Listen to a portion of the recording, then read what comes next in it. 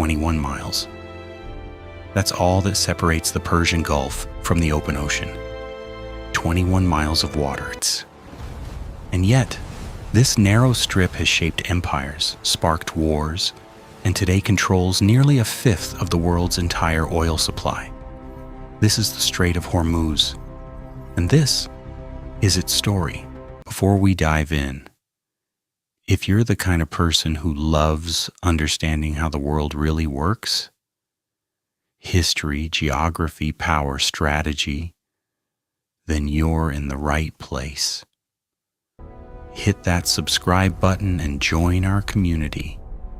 Now, let's go back in time.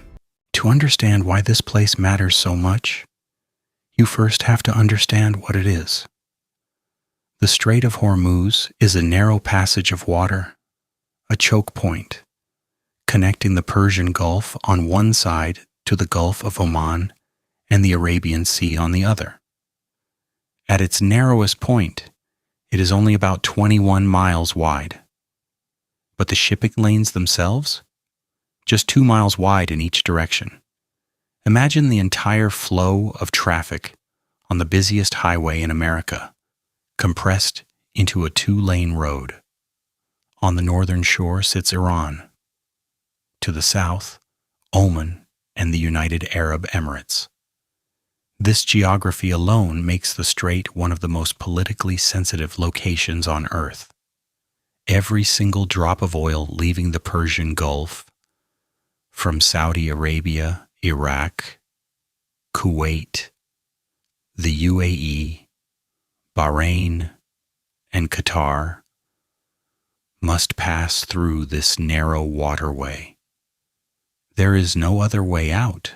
The name Hormuz itself is ancient, and its origins are wrapped in history and legend. Historians trace the name to the ancient city of Hormuz, or Hormuzia, which once stood on the Iranian coastline near present-day Bandar Abbas. The city was a thriving trading hub as far back as the 3rd century AD, part of the vast network of maritime commerce that connected Persia, Arabia, India, and East Africa. But the waterway itself was known long before that. The ancient Persians sailed these waters. The Sumerians knew of the Gulf. Archaeological evidence suggests seafarers were navigating the Persian Gulf as early as 5000 BCE, 7,000 years ago. When Alexander the Great swept through Persia in the 4th century BC, his admiral Nearchus sailed through the Gulf of Oman and wrote about these waters, describing the strange fish, the heat, and the vital trading routes that even then made this region indispensable. Fast forward to the medieval era, and a tiny island in the strait becomes the center of one of the most powerful trading kingdoms in the entire world, the Kingdom of Hormuz. By the 10th century AD, the rulers of Hormuz, originally based on the Iranian mainland, had established themselves as the masters of the Gulf trade. They controlled the movement of pearls, spices, horses, silk, and precious metals, flowing between east and west. In the 13th century, faced with Mongol invasions sweeping across Persia, the rulers made a bold decision. They moved their capital to a small island just off the coast. This island, known today as Hormuz Island, became a fortress kingdom.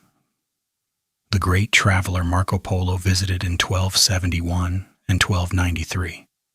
He described Hormuz as a grand and noble city, a crossroads of the world. Portuguese sailors who came centuries later would be equally dazzled. The kingdom thrived for centuries. Its power came not from armies, but from geography. Anyone who wanted to trade between the Persian Gulf and the wider world had to pass through Hormuz. The kingdom simply charged a toll. Sound familiar? In 1507, everything changed. A Portuguese fleet under the command of Afonso de Albuquerque arrived at Hormuz Island with cannons blazing. The Portuguese had just recently rounded the Cape of Good Hope and were aggressively establishing control over the Indian Ocean spice trade. Hormuz was the prize they needed. After a brief resistance, the Kingdom of Hormuz submitted to Portuguese dominance. Portugal didn't annex it outright. Instead, they demanded tribute and built a massive fort, the Fort de Nossa Senhora da Conceição, which still stands today as ruins on the island. For over a century, Portugal controlled the Persian Gulf's gateway. It was a position of incredible economic and military power. Every ship, every cargo, every merchant had to negotiate with Lisbon. But empires don't last forever. In 1622, an unlikely alliance ended Portuguese dominance. Shah Abbas I of the Persian Safavid Empire joined forces with the British East India Company. Yes, the British were already involved. And together they drove the Portuguese from Hormuz. The island was never quite the same again. The Persians, wary of another foreign power using it against them, largely abandoned the island as a trading hub. The center of commerce shifted to the mainland. With the Portuguese gone, a new power moved in, quietly, systematically, and with extraordinary patience. Great Britain. The British East India Company had already established a foothold in the region through that 1622 alliance. Over the next 2 centuries, Britain methodically extended its influence across the entire Gulf region, not primarily for oil that hadn't been discovered yet, but for trade routes to India. India was the crown jewel of the British Empire. Protecting the sea lanes to India meant controlling the Persian Gulf. And controlling the Persian Gulf meant controlling Hormuz. In the 19th century, Britain signed a series of agreements with the Arab sheikdoms along the Gulf Coast, the Trucial States, which would later become the UAE. These exclusive agreements essentially made these states British protectorates in exchange for British military protection. The message was clear. The Persian Gulf is a British lake. No other outside power is welcome. This era of British dominance would last until the late 1960s and early 1970s, when Britain, exhausted after World War II and facing massive debt, announced its withdrawal from east of Suez.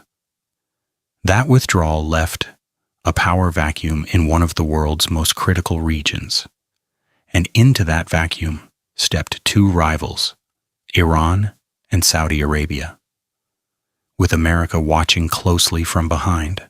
Before we go further, we need to talk about oil. Because everything about the modern Strait of Hormuz, every tension, every military deployment, every diplomatic crisis revolves around one thing: petroleum. Oil was discovered in the Persian Gulf region in the early 20th century, Bahrain in 1932, Saudi Arabia in 1938, Kuwait, Abu Dhabi, Qatar, all confirmed major reserves by the 1950s. Suddenly, the Persian Gulf, once primarily a trade route for spices and pearls, was sitting on top of the largest concentration of oil reserves on the planet. By the 1970s, the countries of the Gulf were pumping out millions of barrels a day, and every single barrel had to leave through the same place, the Strait of Hormuz. Today, roughly 17 to 21 million barrels of oil pass through the strait every single day. That's approximately 20% of all the oil traded in the world. On any given day, you might find 15 to 20 massive supertankers, each the length of 4 football fields, slowly making their way through those narrow shipping lanes. If the strait were ever closed, even for a week, global oil prices would spike catastrophically. Economies would shudder. Industries would stall. This is what gives the Strait of Hormuz its power. Not armies, not treaties, geology. The 1980s brought the first great test of the modern era. Iraq and Iran went to war in 1980. 8 brutal years of conflict. And both sides understood the power of the strait. Iran began targeting oil tankers from Arab states that supported Iraq, Kuwait, and Saudi Arabia. Iraq retaliated by striking Iranian tankers and oil facilities.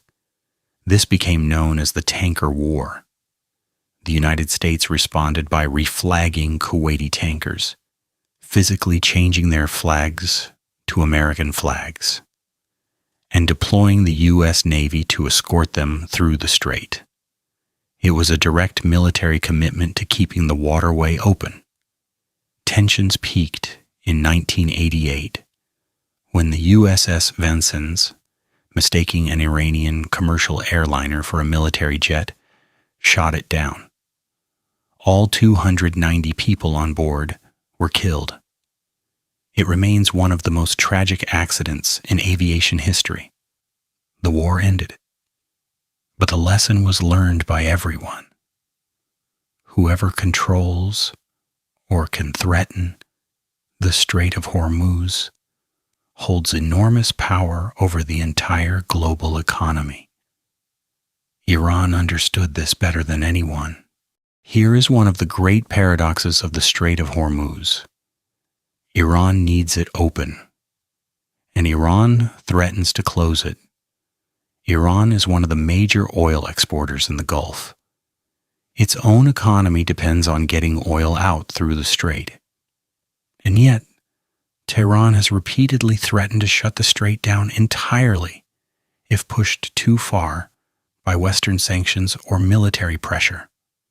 This is strategic deterrence at its most raw. Iran has developed an extensive network of anti-ship missiles, fast attack boats, naval mines, and submarine capabilities, all positioned to, at minimum, severely disrupt shipping through the strait.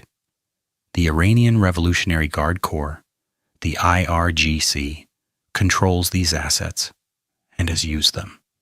In 2019 alone, there were multiple incidents.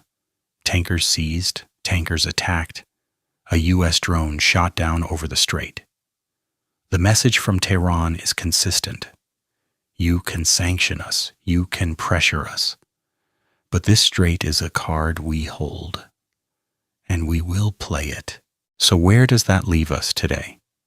The Strait of Hormuz remains the single most important maritime choke point on Earth. The U.S. Navy's Fifth Fleet is permanently stationed in Bahrain, just across the Gulf, specifically to ensure freedom of navigation through the strait. Allied navies from Europe, India, and beyond conduct regular patrols. China receives roughly half its imported oil through the strait. Japan and South Korea are almost entirely dependent on Gulf oil flowing through it. Even as renewable energy grows, the world is not yet free of its dependence on this narrow channel of water. In recent years, Yemen's Houthi rebels, backed by Iran, have attacked shipping in the nearby Red Sea, adding another layer of instability to Gulf trade routes. The ripple effects are felt in shipping cost, insurance rates, and global supply chains. 21 miles, 7,000 years of history. Empires risen and fallen, wars fought, treaties signed, and still, every day, those supertankers keep moving one after another through the world's most consequential strait. because the world still needs what lies beneath those desert sands. The Strait of Hormuz is more than a waterway. It's a mirror, reflecting the ambitions of empires, the power of geography, and the fragility of the global economy. From ancient Persian traders to Portuguese conquistadors, from British colonial strategy to Cold War standoffs, from tanker wars to today's ongoing tensions, and in this narrow strip of water has never stopped mattering. And it won't stop mattering anytime soon. If you found this story fascinating, and I hope you did, consider sharing it with someone who might not know the history of this place. Knowledge like this changes how you see the world. Subscribe for more deep dives into the geography, history, and hidden forces that shape our world. I'll see you in the next one.